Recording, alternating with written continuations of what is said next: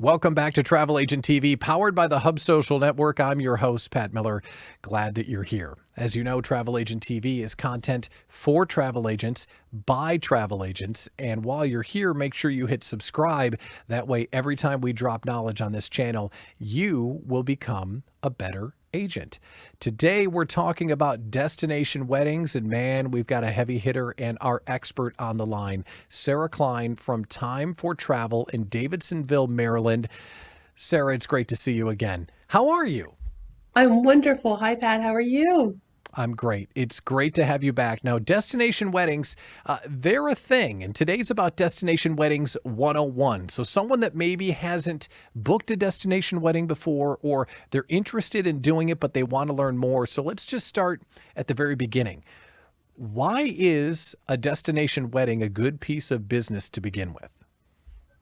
Well, you sell the bride and groom, and along with the bride and groom come anywhere from 20 to 200 people. So, what a great niche as far as if you like to do groups and want to build your business. I think it's a good way to go. So, and all in all day, how many trips could that be? Like you've booked, I would imagine hundreds of trips off of one client. Am I thinking about that the right way? Yeah, so say, a bride and groom with a fairly large wedding party, may have 50 to 80 rooms. So you could potentially looking at, over 100 people per event. And people stay from 3 nights to 10 nights. And so these can become pretty profitable trips, beyond the wedding itself. Now that's a coveted piece of business. You land one or two of those a quarter, that'll help the year go smoothly. Is it one of those tent pole kind of events that you build your year around? Absolutely. I try to limit myself to about 30 a year. And ideally, I would love to spread them out, a couple each month just to make life comfortable. But I also don't want to take on too many because you want to be able to properly service your bride and groom. But inevitably, they all seem to pick the same dates.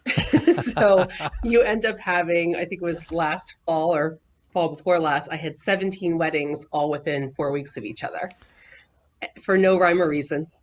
And then there's these holes. For some reason, like March is always a hole. And I sit there and looked at my calendar and go, I need to fill this hole. The next bride who calls is going to have a great deal for March. So that's Yeah. just how it worked out. We It try. sounds like a great piece of business. So let's learn a little bit about it. So if someone's watching the video and they say, okay, destination weddings, I want to get into this business. What's the number one way to get leads for this type of business? Well, it's not for the faint of heart. So you definitely have to be all in. I think leads, a lot of it ends up being word of mouth and referrals. But I think a great place to start is a local bridal show. So those should come back this year. Also partnering with like The Knot and Wedding Wire, getting out there to your local bridal shops, just making yourself known as a destination wedding specialist really helps get those leads. So let's talk about those wedding shows, those bridal shows, because everyone has those in their town and they can be kind of competitive. What have you done at bridal shows to stand out? Because you've got so many brides walking around, most often the times with their mom, right? So Yeah, how are their you? entourage is what Their we call them. entourage. That's right. So what do you do to stand out at something like that? I look at it as almost like an interview. You have that split second to make your first impression and make that connection with the bride. I don't think it's about the brochures that you bring. It's not about how pretty your booth is. It is about coming dressed to present and to meet these brides and grooms and present yourself as someone they might want to work with for the next year, 2, 3 years, possibly planning their event. And if Um, you're dedicated to bridal shows like that, can you build your destination wedding business off of just going to bridal shows? Is that one of the core pieces where you get your leads? I think back in the day, absolutely. I mean, we used to do a dozen a year on average, and that was where we started. We've been doing this for almost 25 years. I've been doing it for 28, and it's where we started because it was before you had social media, it was before you had digital advertising. So your weekends in the winter were spent standing in a convention center making those connections. And I think that still works. I mean, I know this year everything being virtual is not going to be the same. So there will be a difference in the amount of brides and grooms we connect with because it's not going to be one on one. So, if someone hasn't booked something like this before, how intentional are those clients? Because I know sometimes a general travel agent client may do some fishing but might not book. But if you start talking with the bride and groom, do they normally follow it all the way through, or do you get price shopped just like anything else? You do get price, well, I wouldn't say price shopped is the right word. I think you get personality shopped. Oh, Because not everybody is the right fit, and that's how I start all of my consultations. Is you don't get anything from me until we do a Zoom call, a phone call, an appointment, because we're not all going to be the right fit. So I mhm. think they're shopping more for that person or that level of service that they're expecting for their experience. And understanding that fit, that's a key insight. It's not about brochures and marketing materials. That's a really good piece of information. So let's say We're going we to get work a together for a year or two. If we don't mesh from the beginning, it's not going to be a beautiful experience in the end. So let's talk if you get one of these. What is the workload like? You mentioned all of these trips over one weekend. Is it stressful, or if you have a good procedure, is it manageable? Tell us what the workload is like, because you mentioned 2 years of a relationship. So how does it go in general? Oh, they're all different. But it's a tremendous workload. And anyone who is thinking of getting into this segment of travel, you can't do it part time. You have to be all in 24/7 because the brides expect that, and that's why they hired you, and their guests expect that. So, unless you're able to commit to this and you're going to be a travel agent for years, because sometimes you're planning these years out, it's not for the faint of heart. But it's manageable. It just, you have to set the limits, the expectations ahead of time and stick with those. But you are going to work nights and weekends and asked to do things out of the norm.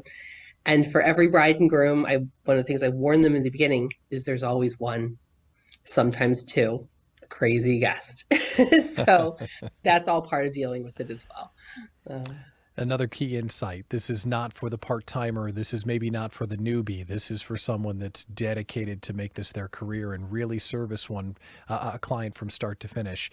In addition to that, what else do people not know about the destination wedding industry or handling a destination wedding client that they should know? Oh, I think just a lot of it is you're not just dealing with the bride and groom, is you are dealing with all their friends and family, their parents. You know, we've had some momzillas, we've had some auntzillas. So even though you think, okay, I sold this wedding, I've got this bride and groom, you are now working with all of their guests. So it is a commitment. It's not transactional, even though some people say, oh, once I've booked this, then I'm just going to put out a link, everybody will book. Um, it's good and bad, but that's how you build relationships and a reputation and a following going forward. Is there a common mistake that people make, or something that you learned early on that you made once but you haven't made again, where something went wrong and you learned from it? Yes, I think there is a divide. When you're going into selling a destination wedding, do you want to be full service to where you're also handling the wedding piece of it, you know, picking out decor, menus, all that? If so, then you should charge a hefty service fee, and that is a different level. If you are a destination wedding travel agent, which is more what I position myself as, I'm handling everything travel related, all the payments, the documents, the contracts, but I do hand them off to the actual wedding planner at the resort for those details. So that's a decision you should make early on, is what level of involvement you want in the wedding itself, because that is a whole nother thing. Yeah, So. that sounds like an extra headache almost. I would imagine that planning fee, don't be bashful about what you'll charge, because it sounds like a ton of work. It is because I mean, you're already dealing with, you know, what room do I choose? What flight do I go on? You know, all those different decisions that have to be made with a wedding. But then if you're getting involved with picking a menu and the shade of lavender and all this kind of things, that's another level of service. So another piece of advice is to partner with those resorts that have fabulous planners. So when you do hand your bride over to their on-site planner or that resort's planning staff, they're going to be in great hands. And that you have the relationship. So if something isn't going right, to go up the chain to make it right. But you don't have to be involved in those little tiny details that will drive you crazy. And a year-long or a 2-year relationship is only as good as those boots on the ground, right? Yeah, absolutely. So you have to have good relationships. So if it's not a resort you know well or a resort chain that has great contacts, um, steer clear. So that's a great place to start, is with something that you know well, you love, and that you have great sales support. The good news about destination wedding planning is that we have an expert here on Travel Agent TV, and the better news is that this is the first of a series of videos. So if you want to learn more, stay tuned to the channel, hit subscribe, and you can continue to learn from Sarah Kline, Time for Travel in Davidsonville, Maryland. Sarah, it's great to see you. Thank you so much for coming on Travel Agent TV. Thank you for having me. Appreciate it.